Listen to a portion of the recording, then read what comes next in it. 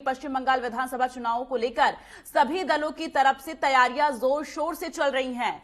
नीलबाड़ी यानी आपको बता दें नबन्ना दखल का लक्ष्य लेकर बीजेपी 7 मार्च से अंतिम दौर की लड़ाई शुरू करने जा रही है। 7 मार्च को ऐतिहासिक ब्रिगेड मैदान पर नरेंद्र मोदी की रैली के लिए तैयारियां जो है जोरों से चल रही हैं। प्रधानमंत्री की रैली को 100% सफलता देने के लिए राज्य, केंद्र और जिला स्तर पर पार्टी के कार्यकर्ता से लेकर नेता तक बीजेपी की पूरी टीम जुटी है।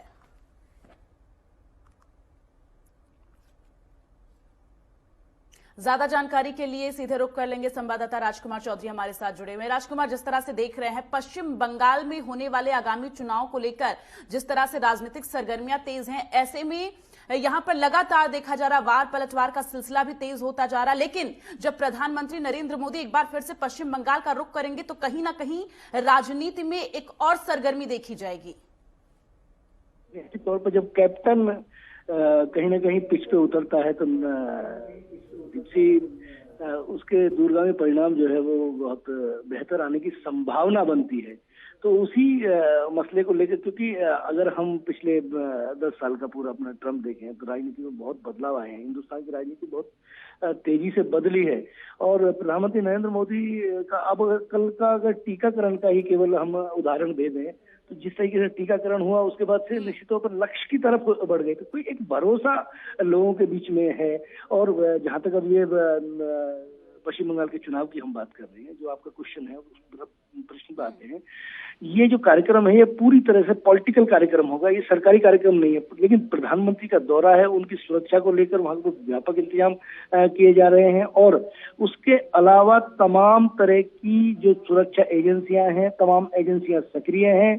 विधानसभा के चुनाव भारतीय जनता पार्टी ने अपनी नाक के लिए सवाल बना लिया है, उसके लिए तमाम पूरी ताकत अपनी झोंक दी है। और प्रधानमंत्री का ये जो दौरा है इस पर निश्चित तौर पर कोविड से लेकर अब तक की जितनी उपलब्धियां होंगी, आत्मनिर्भर भारत की तरफ बढ़ने वाली चीजें होंगी, उसके अलावा पश्चिम बंगाल में जितनी योजनाओं का शिलान्यास और जो उपहार अभी तक दिए गए हैं उनको निश्चित तौर पे जनता के सामने रखा जाएगा। और चुनाव प्रचार में इन सब योजनाओं का बहुत अहम योगदान होता है, क्योंकि आम जो वोटर होता है उसको कहीं ना कहीं डाइवर्ट करने का प्रयास किया जाता है और उसी दिशा में इसको देखना चाहिए। बिल्कुल, इस बार का जो विधानसभा चुनाव होने वाला है बेहद खास कई मायनों में लिया जा रहा है राजकुमार, क्योंकि इस बार का जो चुनाव है यहां पर बीजेपी की शाख पूरी तरह से दांव पर है। ऐसे में बीजेपी को अपनी शाख बचाने के लिए जी तोड़ कोशिश करनी है जो लगातार की जा रही है। अगर दाव पर है तो साख ममता बनर्जी की, क्योंकि अगर वहाँ का सिनेरियो उठा के देखें 213 विधायक ममता बनर्जी 213 विधायकों के साथ वो रण में टिकी हुई है। वहाँ तो केवल भारतीय जनता पार्टी ने अपना अभी खाता खोला है। तो कहीं ना कहीं जो साख है, साख बचानी ममता बनर्जी के लिए बिल्कुल भारी है और वो उसके लिए बिल्कुल पूरी तरीके से आक्रामक भी है। जिस तरीके से वो भी अपना चुनाव प्रचार करनी है तो उसको भी अगर देखा जाए तो निश्चित तौर पर, लेकिन टकराव की स्थिति, इसको अगर राजनीतिक टकराव, विचारधारा का टकराव होगा और वहाँ के जो वोटर हैं वो तय करेंगे कि उन्हें किधर जाना है। लेकिन ये जरूर मान लिया जाए कि राजनीतिक विश्लेषक भी इस बात को कह रहे हैं कि चुनाव इस बार ममता बनर्जी के लिए बहुत आसान नहीं होगा। राजकुमार, एक प्रतिक्रिया आपसे लेनी चाहेंगे, क्योंकि जिस तरह से समीकरण देखा जा रहा है पश्चिम बंगाल में, तो मौजूदा जो हालात है उसको लेकर आप क्या कहेंगे और जो मौजूदा हालात है वो किसके पक्षधर में हो रहा है, इस पर क्या राय देंगे आप? हम कहीं सत्ता में होते हैं, ममता बनर्जी पिछले 5 साल से सत्ता में है, उनकी जवाबदेही बनेगी। और अभी तो आने वाले समय में जो रणनीतिकार हैं, जो छन छन के खबरें आ रही हैं, भारतीय जनता पार्टी के जो नेता हैं, वहाँ पे जो विधायक है, वो जब आपस में डिबेट होगी, एक एक विधानसभा क्षेत्र में आमने सामने जो प्रत्याशी खड़े होंगे वो सवाल पूछेंगे कि आपने इस क्षेत्र के लिए क्या किया है।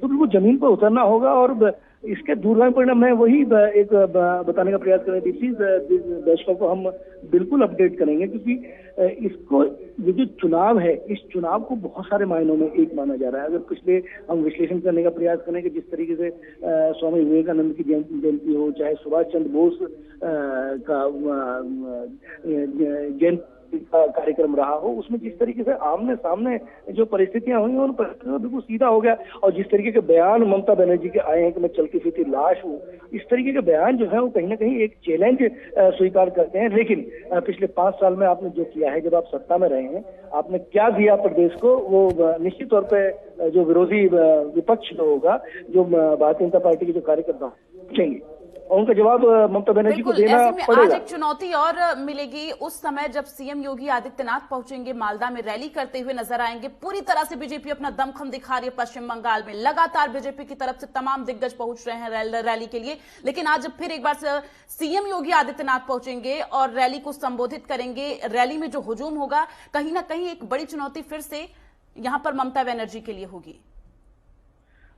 बिल्कुल, निश्चित तौर पर सवाल बहुत अहम है, बहुत वाजिब है। यदि उत्तर प्रदेश के मुख्यमंत्री योगी आदित्यनाथ की बात करें तो योगी आदित्यनाथ ने जो पिछले 3.5 सालों में उत्तर प्रदेश में करके दिखाया है, अगर हम बात करें तो बिल्कुल बॉर्डर पे अगर आ जाते हैं तो गौतम बुद्ध नगर जो जिला पड़ता है उत्तर प्रदेश का, बहुत महत्वपूर्ण जिला है। वहाँ पे इंटरनेशनल एयरपोर्ट का मामला हो, फिल्म सिटी का मामला हो, और तमाम तरह के जो इवेंट वहाँ पे हो रहे हैं, और जो एक जो विदेश से जो बड़ी कंपनियों को लाके वहां पे लगाया जा रहा है, तो एक औद्योगिक विचारधारा को स्थापित किया है। अभी हाल ही में 55.5 लाख करोड़ रुपए का बजट उत्तर प्रदेश के विकास के लिए तय किया गया है। योगी आदित्यनाथ की अपनी कार्यशैली है, जिस तरीके से उन्होंने माफियाओं की रीढ़ तोड़ने का काम किया उत्तर प्रदेश में, और बिहार में जो चुनाव है उस चुनाव में जलवा उनका देखा जा चुका है। निश्चित तौर पर स्टार प्रचारक हैं, और इसके भी कहीं ना कहीं परिणाम, क्योंकि ये विधानसभा के जो चुनाव हो रहे हैं बंगाल, ऐसा नहीं है कि बंगाल में पहली बार जा रहे हैं योगी आदित्यनाथ भी गए हैं, लेकिन जब से ये आचार संहिता लागू हुई है, जब से चुनाव का जो चुनावी प्रचार है, इससे भी कहीं ना कहीं अनुमान लगाया जा सकता है कि आने वाला जो समय है वो बहुत महत्वपूर्ण होगा, और भारतीय जनता पार्टी अपनी पूरी ताकत के साथ एकजुट होकर चुनाव का सामना करेगी। राजकुमार, एक राय आपसे और लेना चाहेंगे, क्योंकि बीजेपी की तरफ से जो मुख्यमंत्री के तौर पर हालांकि अभी किसी के नाम की घोषणा नहीं की गई, चेहरे की घोषणा नहीं की गई है, लेकिन जो 9 महिलाओं के पोस्टर सामने आए हैं उसको लेकर आप क्या कहेंगे?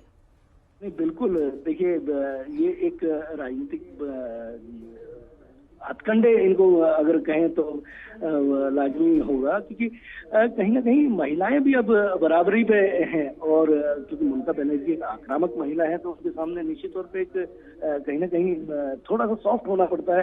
जब कोई पुरुष पॉलिटिकल व्यक्ति अगर कुछ बोलता है तो उसकी एक गरिमा होती है, उसका एक लहजा होता है, और लहजे के बड़े मायने लगाए जाते हैं। तो इस वजह से भी इस रणनीति के तौर पर देखना चाहिए कि कहीं ना कहीं भारतीय जनता पार्टी ने एक मैसेज देने का प्रयास किया है कि अगर ममता बनर्जी को आवश्यकता पड़ेगी तो ममता बनर्जी के सामने हम महिला कार्यकर्ताओं को भी लाएंगे, और सशक्त होना चाहिए, और इसके लिए ये महिलाओं के आत्मसम्मान और स्वाभिमान के लिए बहुत महत्वपूर्ण कदम इसको माना जाना चाहिए। बिल्कुल, तमाम जानकारी के लिए राजकुमार बहुत बहुत धन्यवाद। आगे भी आपसे अपडेट लेते रहेंगे।